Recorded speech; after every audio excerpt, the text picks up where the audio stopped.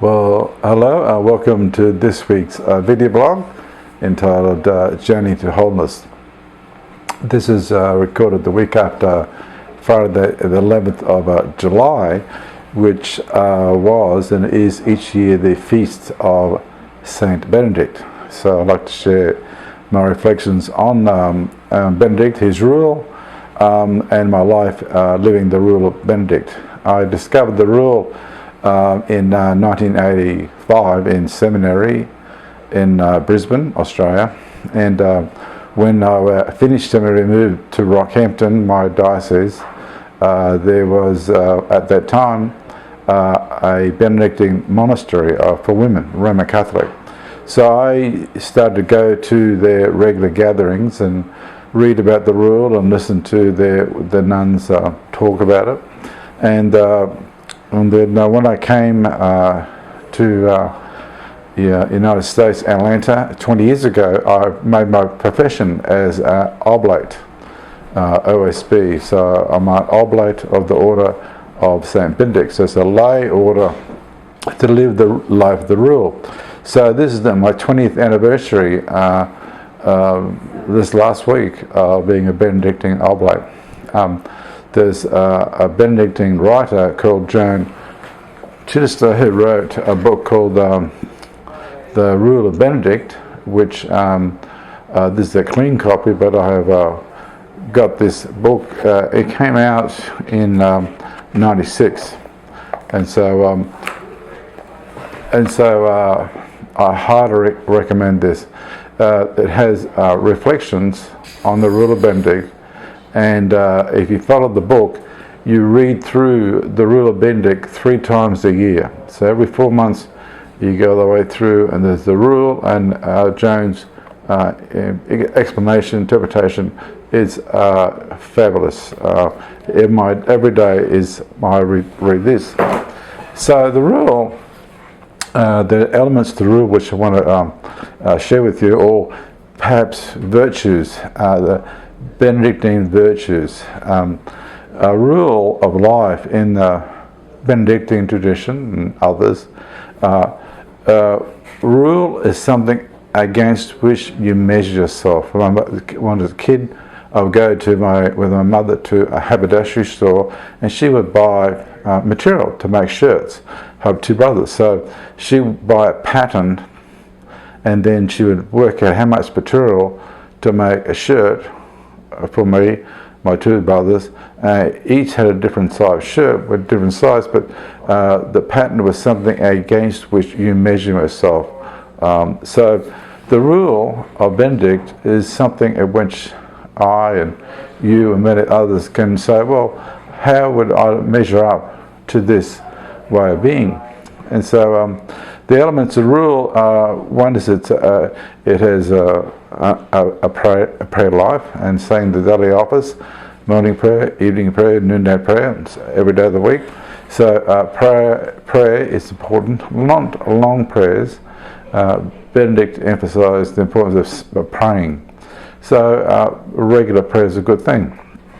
The Benedictine rule has the facility to pray and read. So there's a thing called Lectio Divina, or sacred reading, where you read the text in a particular way. So at Lectio, you read it, you meditate on it, and then it uses the metaphor of a cow chewing her cud, where you burp up and masticate, you ruminate on a text, and you finally digest it and it becomes part of your system. So Lectio is a virtue for reading sacred text. A third part of the rule of Benedictine monasteries, to follow the rule, work. It's a key part of it.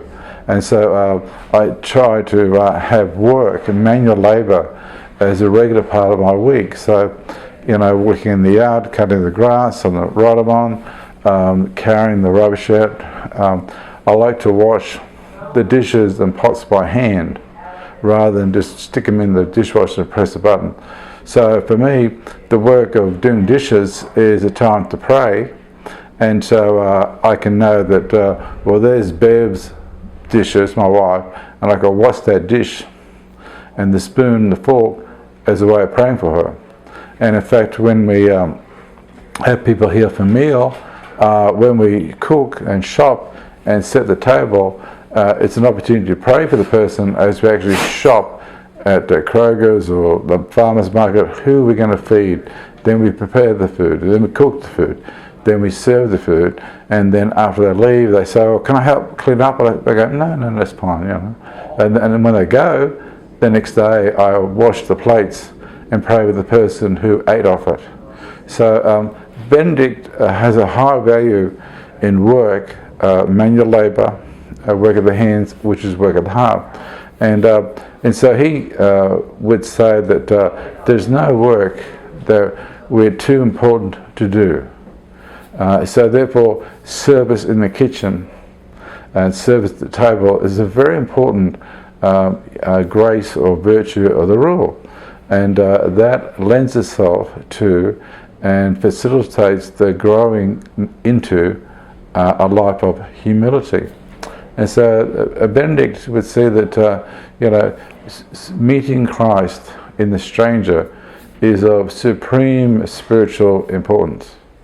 And even if a person visited a monastery and you're middle of prayers or you're fasting, Benedict would say, well, just put that on hold and then attend to the needs of the visitor and give them a cup of water, give them something to eat, and treat them as if Christ has just walked into your life. And so my work as a priest in a parish here and back in Oz, 28 years of ordained ministry, I've attempted to live in such a way that we serve other people, from the little to the big. Another Benedictine virtue is that of study.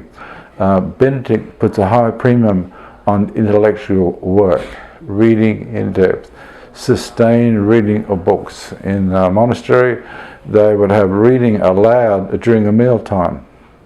And so you're having a meal and someone reads a book. And so I try to keep a book on the go beside my bed.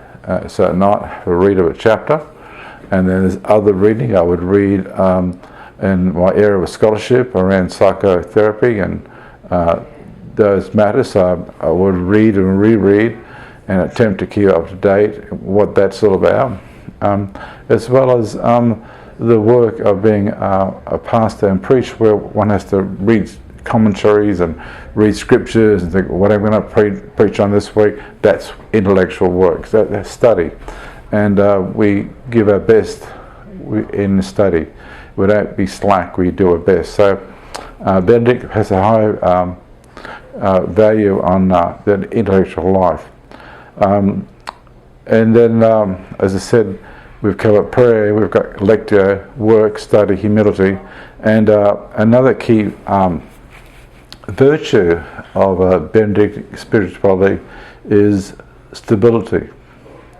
Often we don't think about stability as a virtue.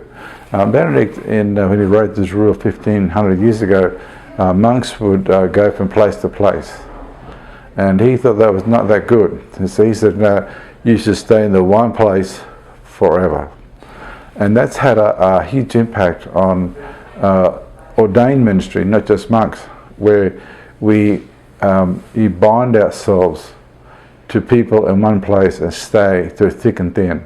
So stability is a good virtue for a committed relationship. When